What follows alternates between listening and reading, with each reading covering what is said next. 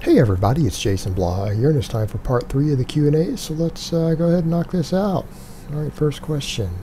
Hey Jason, what do you think about implementing heavy singles into novice to early intermediate training? I have recently started overhead pressing again after taking 8 months off to recover from an injury, meaning all of my overhead press strength is carryover from bench. I've currently been doing 5 times 1 press at 130 pounds, followed by a 3x10 or 5x5 depending on how long I can spend in the gym. Is this a good idea? Max bench is 255 for strength reference. Alright, I don't necessarily have a problem with heavy singles for novices and early intermediates at all, as long as their form is good. It's been looked at by maybe a coach. Again, it's about how good is your technique and form, right? I mean, heavy singles with bad form is a real bad idea. And by bad form, I don't mean minor problems in the form. Again, things that people will try to take apart in my own videos of my form on squats and things like that. That's not what we're talking about. We're talking about serious bad form, not knowing what you're doing in general. So I don't have a problem with that per se, as long as everything is on point and is it part of a structured program. What I am concerned about though is doing 5 singles followed by a bunch of back off work on a big exercise for a novice. I don't know if that's really ideal. I don't know if that's ideal. You might want to rethink all of that from a programming perspective, and without seeing the larger system in which you're doing, I don't know. I think it just might be just a bunch of excessive stuff. I mean, if you did 1 or 2 heavy singles followed by 1 or 2 back off sets, I might get it. But unless you're doing this as like almost a body part split, like this is the only day you do the press, it's like a shoulder day. Again, 5 singles followed by 3 to 5 volume sets afterwards, it again seems a bit excessive. And by that same token, if you're a novice lifter still, I don't know that splitting things up like this is going to be wise either. So I'm not really sure about the system that you're using itself. I think if you're not careful, you might end up spinning your wheels a little bit. But you know, you live and you learn. But as far as, again, if form is good and people can do them correctly and everything's good, I don't necessarily have a problem with heavy singles being implemented for at least late novices to early intermediates. All right, next question. Hey Jason, could you build maximum size and strength doing 1 single and a back off set of 5 on the squat and bench and 1 to 3 sets of bodyweight chin-ups doing these lifts Monday through Friday? And also heavy deadlift for 1 to 3 sets in the 1 to 5 rep range on one of those days, and then have Saturday and Sunday off. Thanks for all the great content. Big fan of yours. Maximum size and strength? No, I don't think that's quite enough. Could you build pretty good size and strength doing that? Yeah, I think so. But I mean, if your goal is maximizing size, the overall volume might be a little low purely because of the lack of total exercises. It could probably work for you though. I mean, keep in mind guys, I was gaining size, I feel like, even doing slightly less than that, because, you know, not doing 5 per se on the back off. But, you know, again, it's maybe with the weighted chin-ups added, it might help a little bit, but it just seems like a relatively small number of exercises. Again, with only 2 real work sets, I don't know. I think your volume is a little bit low if you're actually trying to maximize gains. Now, I don't think you're going to make bad gains at all. I think you'll make pretty good gains, and I think you'll get pretty strong doing this. Again, assuming food and everything else is on point. But, again, kind of what I've learned doing my own Bulgarian stuff, some of this is probably a little better for peaking. And it's not to say guys haven't done Bulgarian-style training for the entirety of their lifting career and got results, fantastic results. But we need to keep in mind they may be genetic outliers. However, here's what I would say. Do you enjoy training this way? Do you find it fulfilling? Do you like it?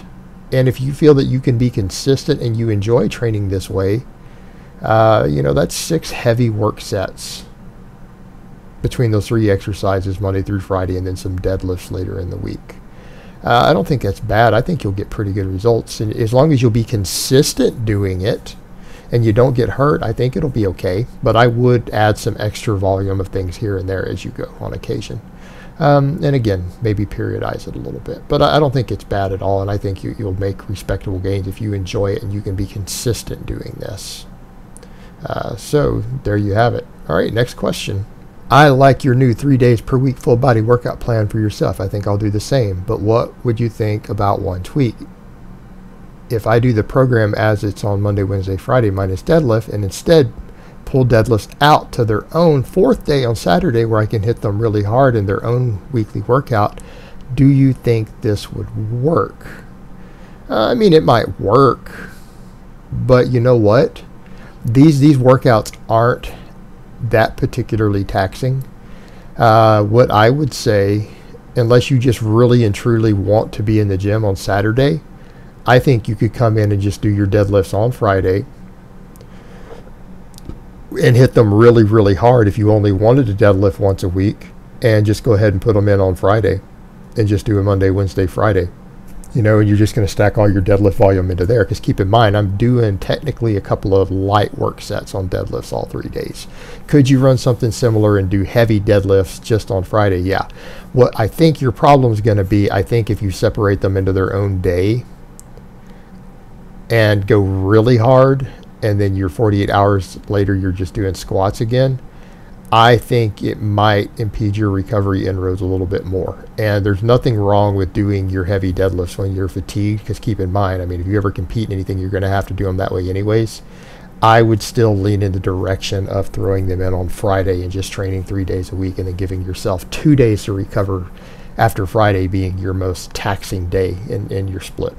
You know, that's what I would recommend personally. You could do it the other way. Feel free to try it if you like.